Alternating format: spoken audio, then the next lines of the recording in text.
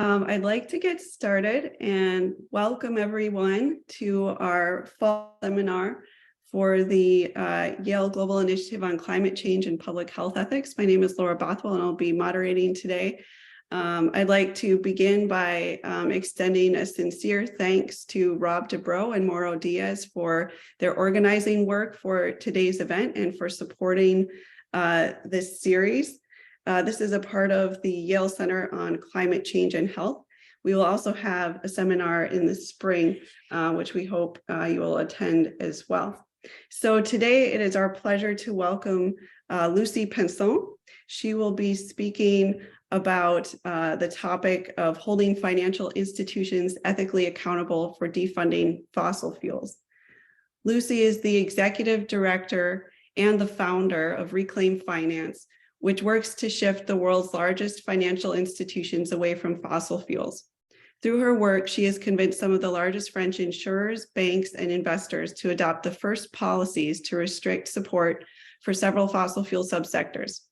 Due to her work, by 2021, French investors managing over 7 trillion euros in assets had adopted stringent restrictions on the coal sector, with 16 French financial actors adopting robust coal exit policies.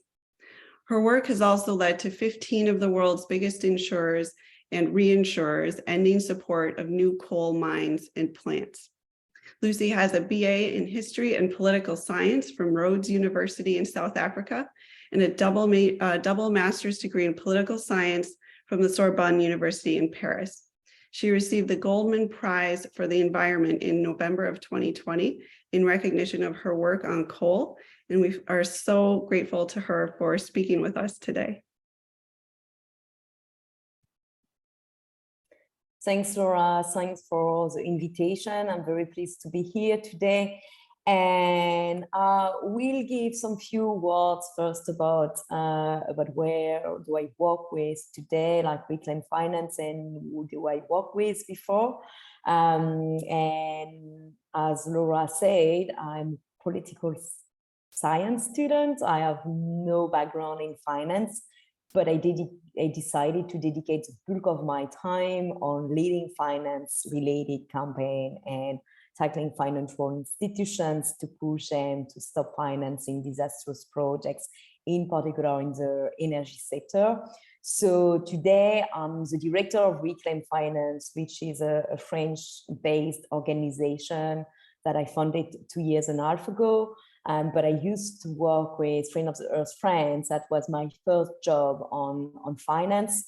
And because I found it fascinating and I found that it's a key leverage for achieving changes in the real world, I decided to dedicate myself to this topic.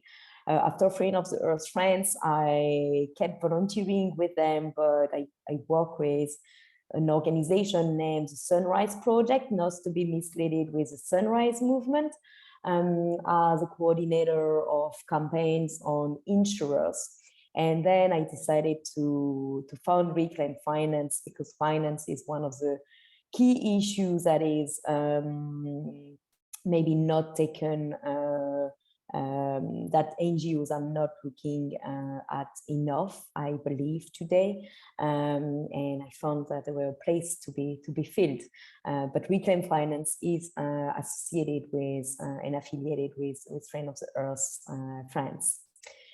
So my presentation today is in 3 parts. First of all, it's to tell you a little bit about my background and what led me to work on this specific issue, very far away from political science studies. And second part will be about what to fight for. Because saying that we will campaign on finance, financial institutions is something, but especially to bring them accountable for what they are financing. And the third part is about like what kind of recipes or ingredients I implement with my organization and colleagues, partners all over the world in order to get some success and victories and push financial institutions in the right direction. And hopefully after we will have some time for discussion. So first of all, why did I get into this topic? And I guess it's a story about how do we move from indignation to anger. I believe that as a kid, I already had many reasons to be outraged about the way things go in our world, about poverty and about the inequality, about the disrespect of nature and people. I was this type of kid and teenager giving like moral lessons to the people I met. And it was clear to me that I wanted to help and support people who were facing this injustice. And my studies after high school, and in particular the 2 years that I spent in South Africa as a student, only made this belief stronger, especially as I became aware of my privilege as a young lady white from France. And it was clear to me that I do enjoy some rights that many people didn't enjoy and don't enjoy today. I, for example, had the luxury to decide to go to South Africa or not, come back to France or not. While I met there in South Africa, many people who didn't have the luxury of even considering these choices. So when I came back, it was clear to me that I was going to work in development NGOs. But then I actually did finish my studies in Paris, and I discovered through an internship the anti-globalization movement that you might know. And of course, I could only agree with what they stand for.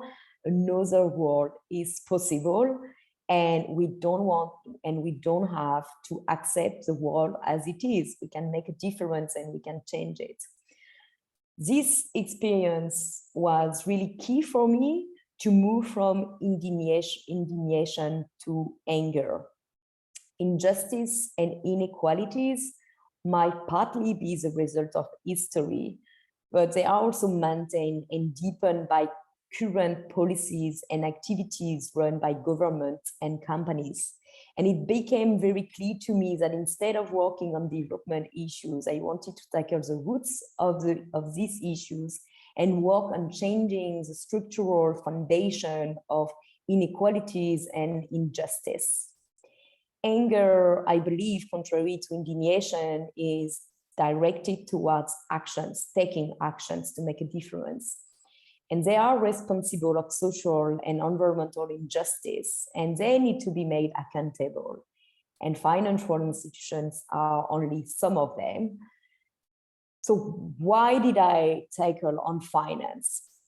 First of all, it was clear already at that time, so it was in 2008, 2009, 2010, 11 that I made this move, that finance does have a disproportionate impact on people's lives. At that time, obviously, you might recall that it was just after the 2008 financial crisis, and at that time there were like many food riots a few years ago in many countries in the South.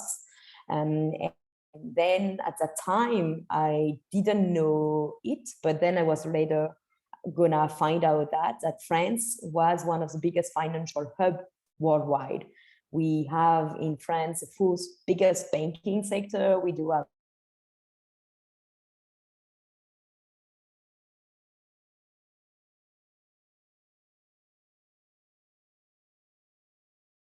France, one of the biggest asset managers in the world, which is called Amundi. You do have BlackRock, but we do have Amundi, which is one of the top 10 biggest asset managers in the world, and is the only one playing in the playground with the big ones, with the big US one. So we do have big financial institutions right in France that do have an impact on the world as it is today. And these financial institutions with the competitors worldwide, they are the ones shaping the world of tomorrow through their banking services, their insurance coverage, their investment. They are making decisions on a daily basis about what the world of tomorrow is going to look like. Are they financing, to be a bit like schematic, and are they financing renewable energies and decentralized power projects, or are they financing big infrastructures that are only making people poorer and polluting the earth and the planet? So obviously we see that there is a need to work on finance and to make them work on the right side. But it became clear through my internship as well that there is a big undemocratic issue here, because the finance world is often pictured as dehumanized and depoliticized, and it's easy for the people who work in the financial sector to just forget about the real world and not even think about the impact that they do have on people's lives. But the other way around is also true. Like, we barely know people, not many people have a clear understanding of what the financial institutions, how they operate, who are part of the financial sector, etc. But then if we do want to make them accountable for the impact in the real world, including through running public campaigns or through regulation, this will only be possible if we actually understand them and understand what it is about and how finance does operate and how does it have an impact on our life. And I became very aware of the fact that we didn't know that, and that people were actually excluded from this conversation when I did this internship with the anti-globalization movement. It was back in 2011, and I was working as an intern to support the organization of the civil society counter summits around the G8 and G20, which were held in France at that time. But I was also in charge of supporting an organization named Via Campesina to be vocal on one of the topics that was at the agenda of the G20. One of the topics was the volatility of prices on the commodities market. It might seem very, really opaque and very hard to understand, but in short, it means, why did people didn't have access to food 2 years before? Why did we have food riots in many countries? Because people could not afford to pay the food that was sold next in front of them in the countries. The food is available, but people don't have access to it. And at that time, one of the big issues that was hidden from the public was the role of speculation of financial institutions on this commodities market.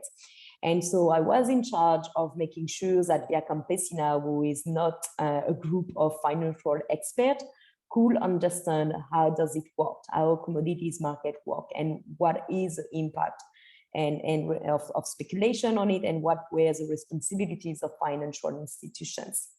So making it accessible to them. And because at the time it was really clear that it was depicted in the media as something that was supposed to be left to the experts, you know, the people were not supposed to speak about it and have a word about it, even if it does impact the capacity to feed their family.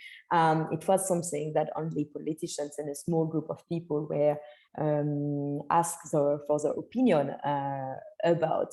So that's really something that will need to be changed. First of all, like, if we do want to make big corporation and government accountable for what they do, there is a big need first to understand what is going on and to take the issues back into control. And so that was became very key to me. And this is one of the key reasons why I decided to work with Friend of the Earth Friends as a campaigner on finance, to really take power back on the financial institutions, or as I say today, to reclaim finance, to put it at the right place. So that's how I started working on finance. But again, I didn't have any financial background. So even this worked on the role of speculation on commodities market, I needed actually to do my homework and read a lot and try to understand, ask a lot of questions to people that might have also some insight to give me, and to help me to understand. So the second part I wanted to tell you about is what to campaign on and what to campaign for when to make financial institutions accountable. And I guess maybe before even getting into what are we looking for, we need to first think about how does finance in general tackle and think about climate and climate change. And to do that, there is one important speech that has been made in 2015 by the governor of the Central Bank of England, which has been very important to push financial institutions to think and tackle climate, and which tells a lot about how they do approach this type of issue. So the speech was given by Mike Carney in front of Lloyd's of London, which is a bunch of insurers. It's Lloyd's of London. It's the biggest insurance market in the world. So there were a lot of insurers in the room. And Mark Carney, the name of the speech is called, it's often called like that, it's not the name, but it's often remembered as the tragedy of the horizon speech. Basically, what did Mark Carney say? He said that financial institutions do need to care about climate because climate will have an impact on them. Because financial institutions are exposed to three types of risk that are related to climate change: physical risk, but also transition risk and legal risk. Basically, because of climate change, they might have their assets being destroyed by climate events. There might be like regulation adopted by the governments that will like put a price on carbon that will also have an impact on the companies that are supported by financial institutions. And so indirectly, it will have an impact on financial institutions' profits. And then it might have also a legal risk if their clients are being sued for not taking action on against climate change. So this approach is really about like how does financial institutions needs to act to prevent climate-related risk from impacting them. So it's really like a protective and responsive approach to climate change. And it does have a lot of implication on the way they think. It's about modeling risk, doing risk assessments about how they are exposed to this type of three type of finance-related, climate-related risk, and adapting the behavior in function. And this is clearly not how we tackle it and how I used to tackle it even before 2015. And even now, and there are several reasons for that. First of all, because we do consider, and I do consider, that this approach is fundamentally flawed, and it's not gonna bring us where we need to be. It's not gonna stop financial institutions for supporting projects and companies that are completely in a positions to sustainable goals. The first reason is, I guess, that everybody knows about it right now, that fossil fuels might be very risky in the long term, but they might also be very profitable, and they are very profitable in the very short term. We all heard about like the super profits that the oil and gas majors made from the current crisis, energy crisis, and clearly it means that the shareholders are making a lot of profits out of fossil fuels right now. So there might be financial related risk to be exposed and supporting fossil fuels companies in the long term, but in the short term, it does not really necessarily match the thing. And Mark Carney, in a way, said it already in 2015, and that's why its code was named the tragedy of the horizon. There is a risk in the long term, and there is a need to think about it and assess it in order to anticipate and take action in the short term. But that cannot work. And that's the second reason why this approach is fundamentally flawed, is that according to researchers from central banks, we know what climate change is about. We know what kind of events we are going to face, but it's not possible to really predict how and to modelize how it will be happening, and especially how it will impact precisely in the short term these specific financial institutions. And so in this situation, it would be better to have like a cautious approach, which is preventing climate change from happening at the first place, instead of trying to avoid being impacted by climate change.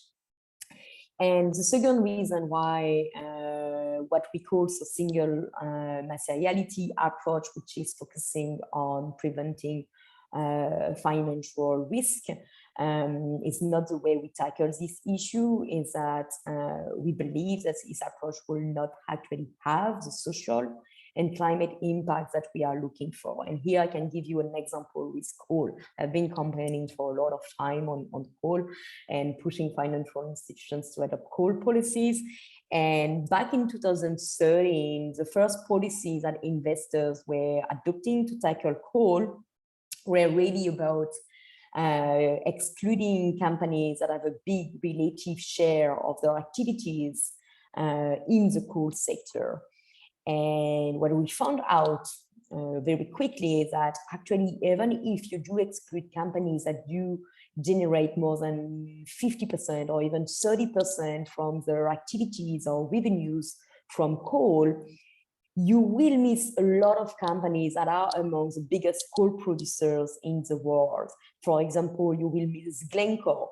Glencore a year ago only generated 6% of its revenues from coal, but yet Glencore is the 9th biggest coal producer in the world, because it's so diversified. It's such a big conglomerate that they are doing many things, and coal is only one of them. So they have a huge climate and social and human rights impact.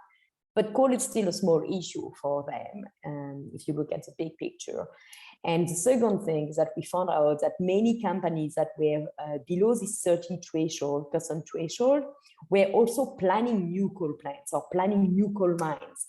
And that actually, even if you excluded the other one, you were not, as a financial institutions, preventing new projects to come to light and to be operating for 30 or 50 years. And this really depicts the issue between what we call today double materiality.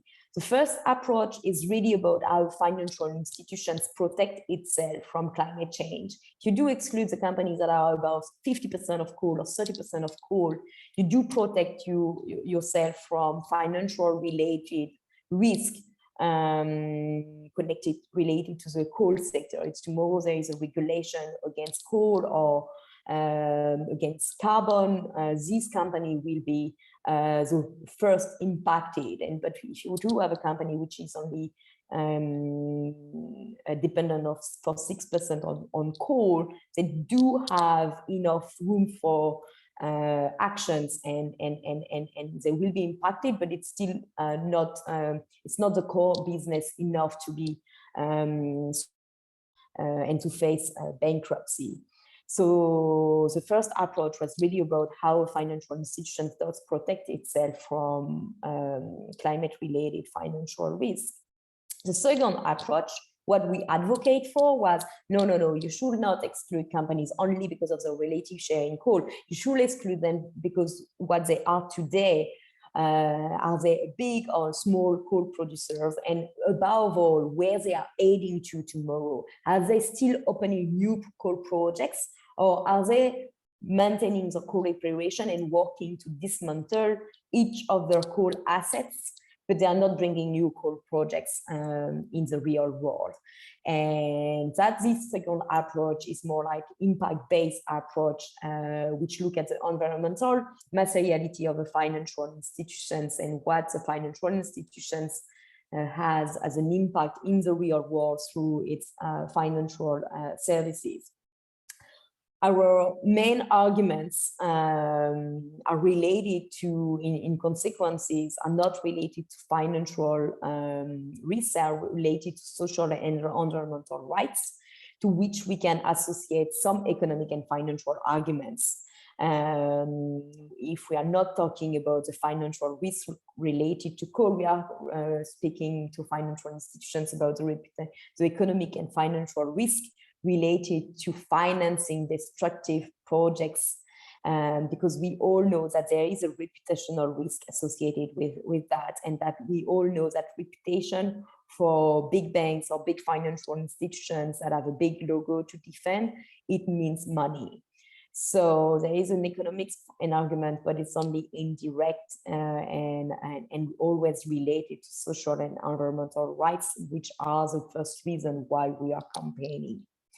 And actually, this kind of approach also has some kind of legal implication. And so if we want to build accountability in the long run, it's not only about how NGOs are gonna tackle companies one by one, but it's also how do we make sure that when tackling companies and financial institutions, we are also creating the conditions for new regulations or for new legal actions.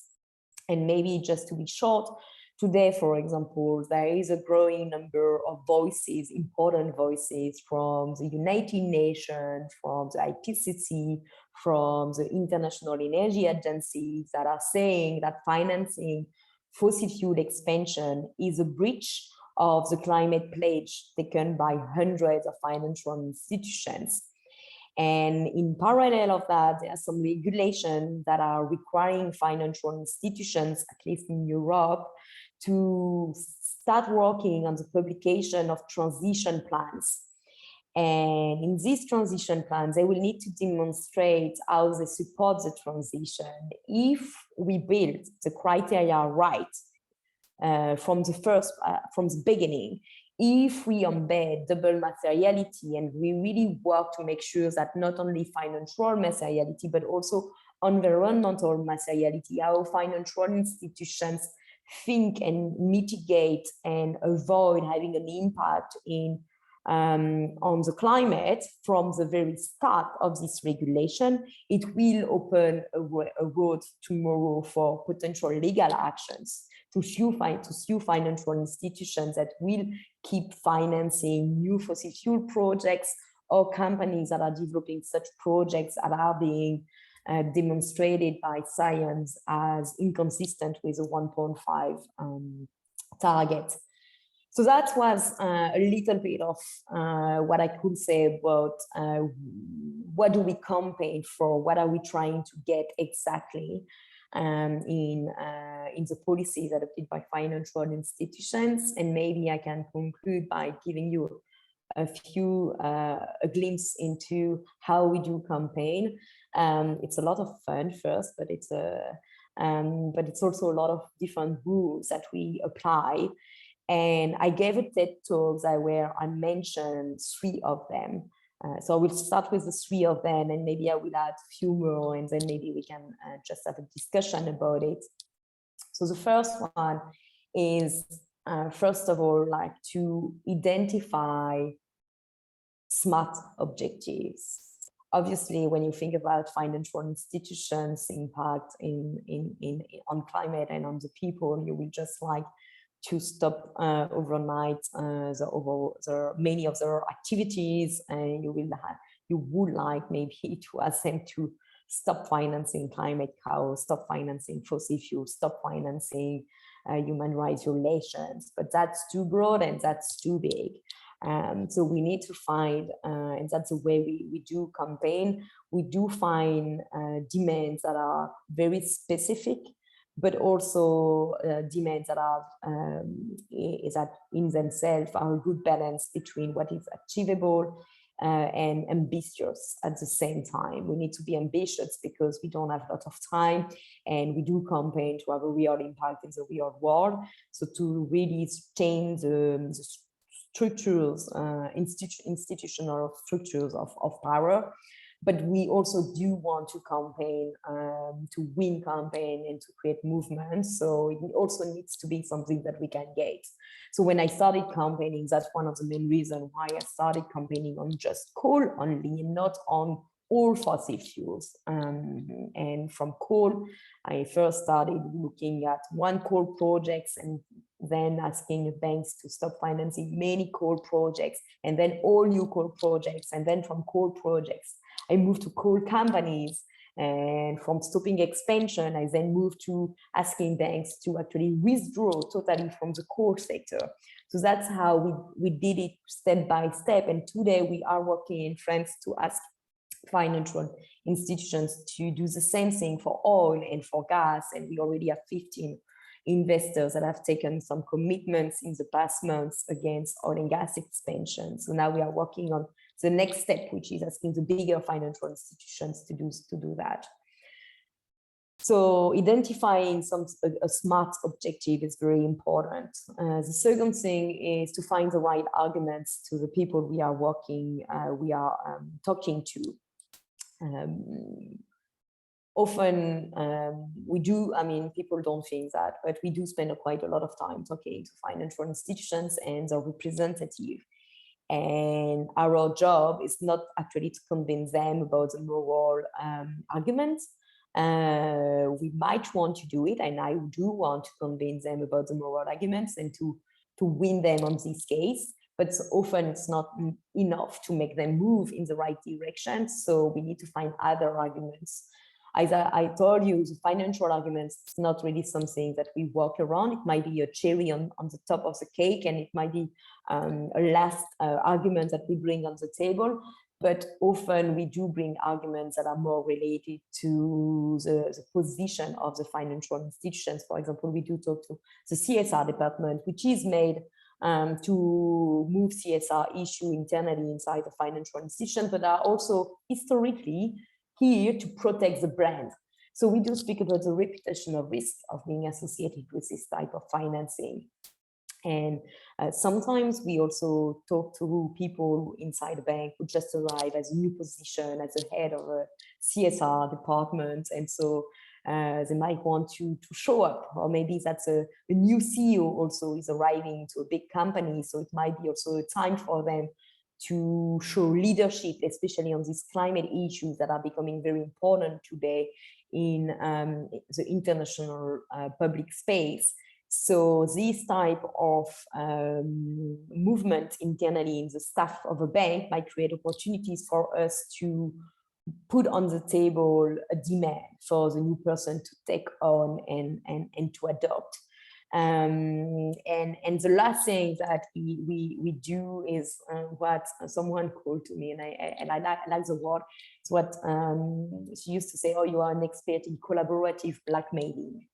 You do collaborate a lot with financial institutions, but there is always some kind of a blackmail in it, which is a little bit true. And what I like to say, it's more like we work with integrity and transparency. We are very transparent about what we are going to do and where we stand for and what we are asking. We never disclose information that is being given in a confidential manner, but we are very transparent about what we are going to do to also bring the expectancies of raise the expectancies of financial institutions and of the people internally who works inside the financial institutions. And so once I was discussing with a bank about its coal policy, and the bank had stopped financing, has committed to stop financing some projects, but they were still financing another type of projects that we didn't really like. And so for me, it was an opportunity to write a report and send it to the bank and say, look, this report, which is showing that your policy is not good enough and that your climate policy that you adopted is actually not a good sign of your climate ambition, but it's quite hypocrite because you are missing a big part of the issue here. And this report is going to be public in 2 months, but you have a choice. I can bin the report right away, or I can send it to the media. It's really up to you, up to your decision. You have 2 months to give me an answer. Are you gonna take my demand and implement it, or are you not? And in that case, the report will be published. At the end, the report, they didn't move. So we made the report published, we launched a campaign. But then 3 weeks later, the banks, we had some discussion in between, and the banks had taken action. They met my demand, and so we stopped the campaign. But that's also the way, because after we published a report, so yes, I jumped a step. After we published the report, we discussed again with the bank, and we gave them another 3 weeks for taking action, and they really believed that we were gonna amplify the campaign, which we were gonna do, because we had shown that we said something, we stick to what we said. There were no surprise, we didn't change a word in the report, and so they could take their own decision. They could have ignored our demands, but it was up to them. So we also put them in front of a dilemma and bring the responsibility back to them. It's up to them to decide if they want to support finance to climate chaos and be targeted for that, or they might take actions and be applauded for taking actions, because we did applaud them at that time, and get other benefits from these decisions. Maybe the last thing that I would like to say about the way we work is that accountability is impossible. So without integrity, I think, from us, but it's impossible also without data. Data are very key to demonstrate the scale of the issue, the responsibility of who we are talking to. The channel of responsibilities needs to be exposed before accountability can even be fixed. And so we we take care of data. We look for a lot of data, we analyze them, we make sure they are completely correct. We double check them actually before publishing them with financial institutions themselves, to make sure that when they are going to be public, there is no debate about the methodology or the integrity of the data. The debate is only about what needs to be done and who are the responsible for changing an exposed issue.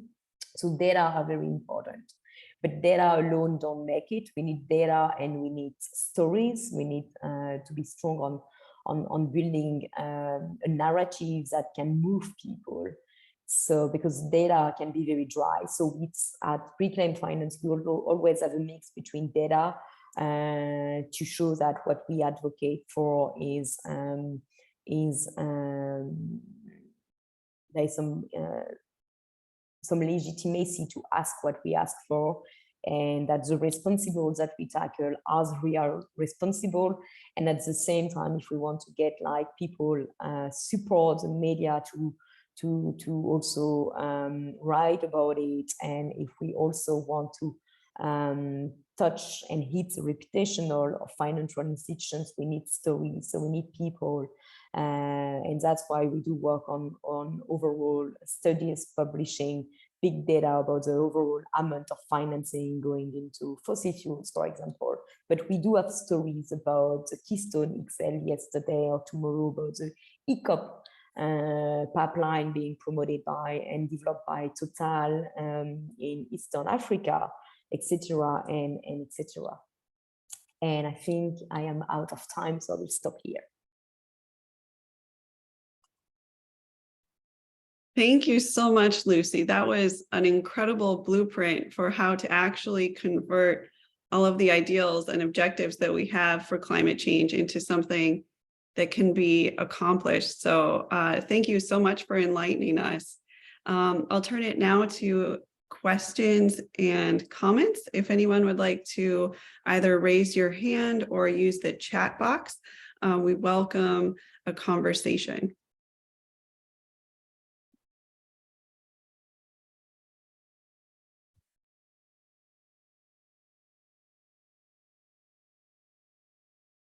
Dr. Dubrow. Yeah, thank you, Lucy. Very interesting talk, and congratulations on the work that you're doing. My question is about whether and how you work to build coalitions to support the campaign. Because I assume that it's not enough for your relatively small organization to be making these demands, that you have to build public support and support from other key organizations. So I was wondering if you could talk a little about that. Sure. It's a good question. Indeed, like Reclaim Finance, as I said, is mostly based in France, and we do have some people in other countries, including in San Francisco, so in the US. But we do work with dozens and dozens of other organizations all over the world. We work with grassroots movement, with NGOs, with academics, with think tank, with other companies sometimes from time to time. And that's really key for several reasons. First of all, because we do tackle global financial institutions and companies that are operating all over the world. And so when you do target some financial institutions, it's very important to show the support of the people for what you are asking. And so it's really important to have like, to have communities taking also actions with us against a specific, behind and putting the back behind a specific demand. Maybe to give an example, when I did campaign, I used to work also on public finance and working on the export credit agency in France, asking them to be the first to stop providing support for new coal plants overseas. And at one point, the French president was saying, yeah, but who are we for preventing development into like Southeast Asia and in other countries? So development was a key word and key argument being used by the French government to keep supporting new coal projects. And so at that time, we did work with, we still work with them, but we partnered particularly with groups where France could still support new coal power plants. And these groups published an op-ed in a French newspaper. So we helped them making that happen. An open letter, actually not an op-ed, but an open letter to the French president saying, thanks for caring, but no thank you. We don't want your coal.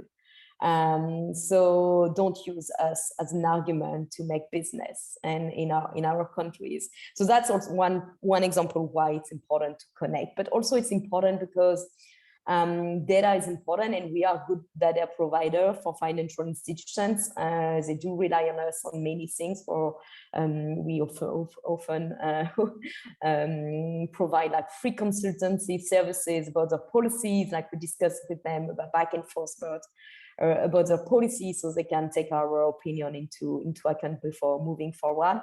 But also sometimes they are looking for specific information about that companies or these clients that they do have in their portfolio, and they do want to confront what the company is telling them with a real, with another story or another voice. And at Reclaim Finance, we are not expert on every single company in the world. We know a lot about many of them, but many of them that we don't know about. So our network is very important for that. We know we can send an email to our network and get an answer about that company in Canada or that company in Indonesia very quickly. That will be that will inform maybe a future policy or divestment decision from a French or European-based financial institutions. So that's the power on network, also to share information very, very quickly, and also to make sure that it might be even the first reason, but to make sure that we are asking and standing together behind the same type of demands. So taking into account just transitions issues or equities and the principle of climate justice into account. So that is also very important, because it needs to be reminded that the people that are the most impacted by climate change are the least responsible by climate change, and their voices needs to be heard by the financial institutions that are financing climate change, which are mostly in developed countries.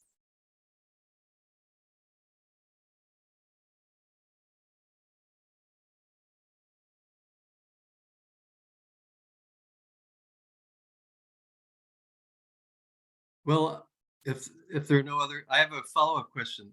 It's kind of on a different topic, but I'm interested in, you kind of alluded to that now you're starting to go beyond coal. Yep. Yeah, so like, have you developed, how far are you so far in that direction, and have you kind of developed a strategy, or like what your current priorities are moving beyond coal? Sure. So it's much harder than what it was for oil and gas, including in France. The main reason in France is the big ties between the financial institutions and one of the biggest company in France, which is named Total Energy. And the reason why it's much harder practically is because when it was about coal, if you look at about the coal sector, you find out that 50% of the companies that are operating in the coal sector were expanding. So you could start with a policy, what we ask for, that stop expansion, because that's the priority, stop worsening the situation before even thinking about dismantling the existing assets. But when it's about oil and gas, 96% of the industry is in expansion. This expansion is inconsistent with the 1.5 targets. That's something that has been made very clear by the International Energy Agency a year and a half ago. They confirmed it again 2 weeks ago in the World Energy Outlook, which is a kind of a Bible on energy. And it's important to confirm it right now, because obviously, as you notice, there is a war going on in Europe, and a lot of financial institutions are using it as an opportunity to bankroll new fossil fuel projects. And the IEA has been made very clear that these kind of new projects are not a solution, but a long-term issue for Europe and for the world. The United Nations last week at COP27 also made it very clear that net zero pledges from financial institutions will be meaningless and worthless if they do not tackle oil and gas expansion, and that would be pure greenwashing if they missed doing so. So the highest political scientists and energy authorities have been saying that. But still, it's very hard because 96% of the industry is expanding, and we cannot expect financial institutions to stop financing all of them at once. So what we are campaigning on is to ask financial institutions to stop supporting new projects directly. And here in Europe, there has been some many big progress made on the insurance side with Allianz and Swiss Re and Hannover Re, so some of the biggest insurers that have cut insurance coverage for new oil and gas projects.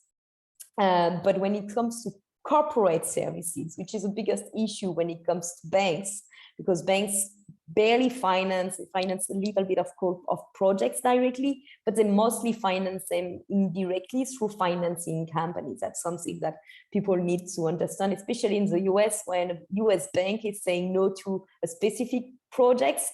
It pretty much means nothing, because they are barely never do project financing. They support the companies, they don't support the projects.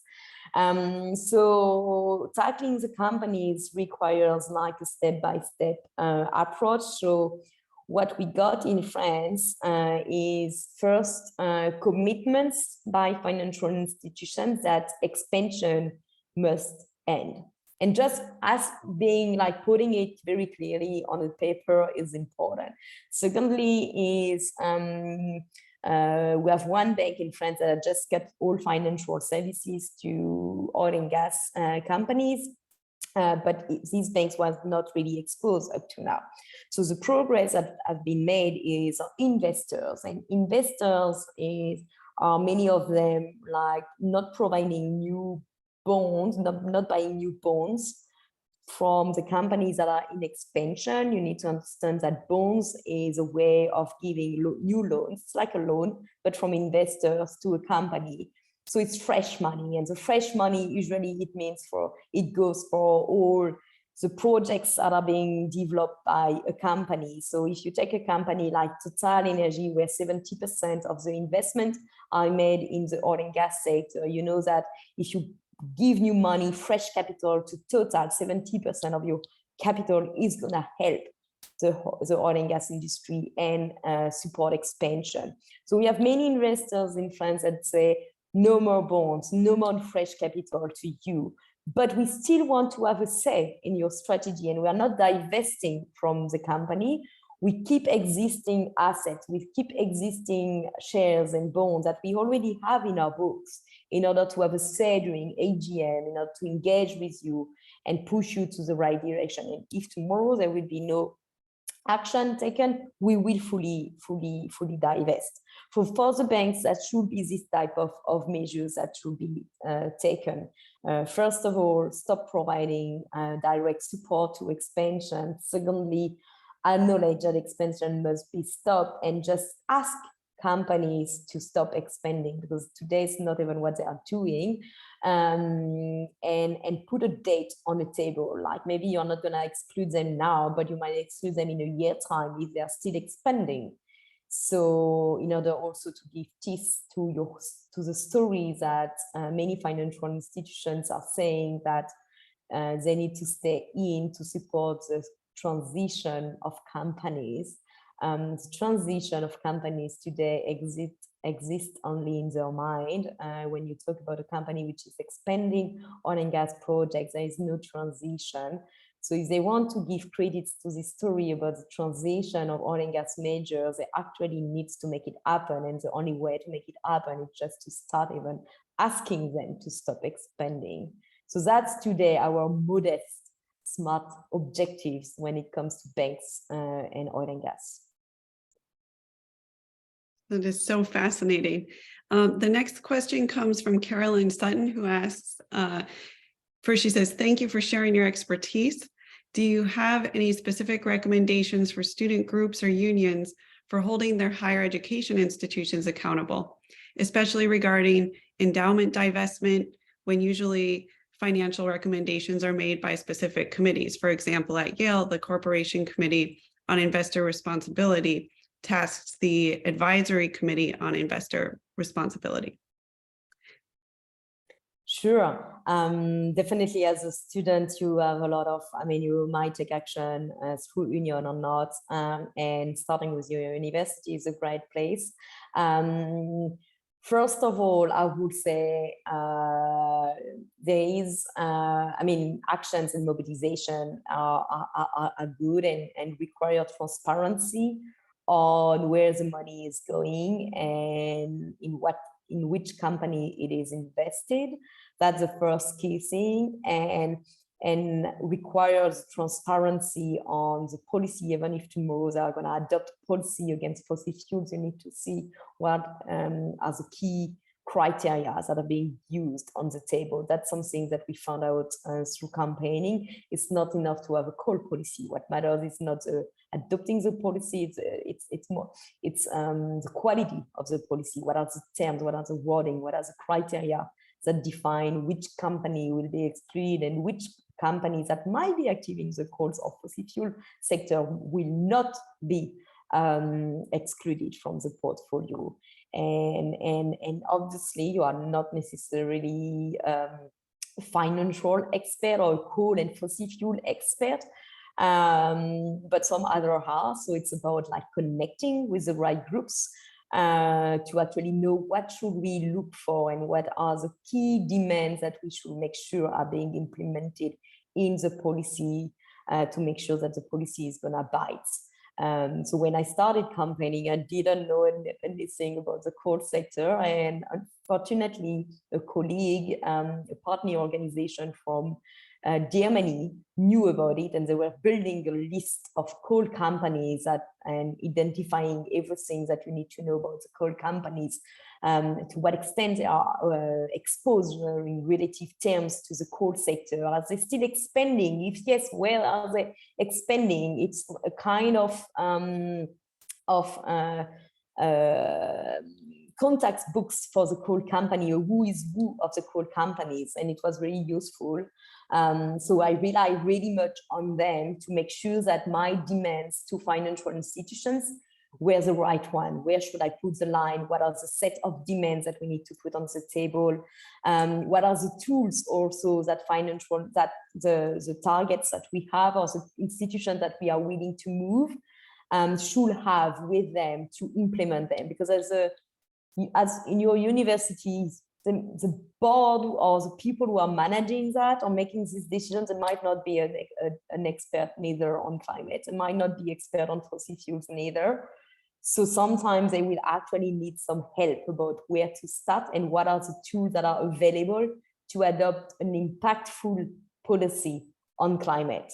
So here it's more about like connecting with the people who have been doing it for ages, making sure that the demands are right formulated, and using the knowledge and expertise of other organizations as Reclaim Finance, which is only like 10% of the issue, because then when you get the expertise, you still need to do 90% of the job, which is like mobilize and put pressure on the university to make the right decision. But you just know that your demands are the right one, and at the end, I'm not going to play you in a so-called engagement and commitment.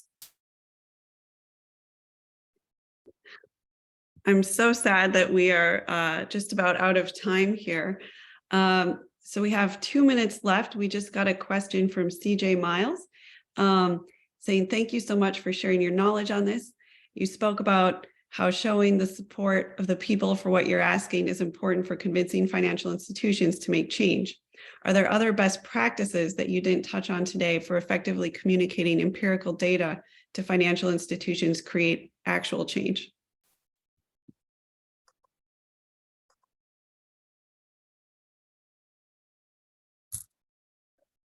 I don't know. It's hard to pick one. What we used to say, and it really depends of how do you work in general, and how do you build your campaign, and how do you position yourself with big corporation. One thing that we found is that many financial institutions and the people we talk to, they don't have the time to look for the research. They don't have the data. We are speaking to the most powerful financial institutions in the world, but they don't put the money at the right place, and they don't have the data themselves, or the people who are going to make the change from the inside and do not have the data. So we need to bring the data to them. We also need to educate them about the latest research from science on the potential for renewable energy, or we need to warn them about the false solutions that are being promoted by the industries. At the end of the day, they can be like corrupted, and they might be linked to the same industries that are promoting this false solution and not listening and not listen to us, but many of them will actually listen to us. So one way actually to communicate data is not only to do so through public reports, which are also putting them on spot for financing specific companies or activities, but it's also organizing like webinars and roundtables for financial institutions, so bringing the right voices around at the table. So finding like neutral space where you discuss specific issues that are not directly connected to a specific campaign. It might help to like put the tension down, and just like we are here today, just to discuss about what the highest thing is. So is hydrogen a good or bad solution or real solution? These type of things, without even talking about what we are asking you to do or your responsibility for financing this or that company. So that's one very important way. And another important way is to find the right messenger. We talk to financial institutions on a daily basis. But sometimes when a message is not being heard, because it's only because we are the messenger and say, no, we are also the one like raising the stick and ready to launch campaign against them. So sometimes when our message is better delivered by the right people, that by the people who found it at the first place. So inviting IPCC scientists, inviting people from the IEA, inviting people from local communities that are directly impacted by a specific project or a company. So that's a good way also to bring the data and information to the finding institutions, so finding who is the best messenger for that. And often the message is being heard. You say something once, it's being ignored, so you need to say it several times for financial institutions to listen to it, and having the same message popping up from different space is the best way to actually put a seed in their mind. Thank you so much. I'd like to invite everyone to give you a virtual round of applause. Lucie, that was not only extremely informative, but also inspiring and hope generating. Thank you so much for taking the time to speak with us today. Thank you for the invitation.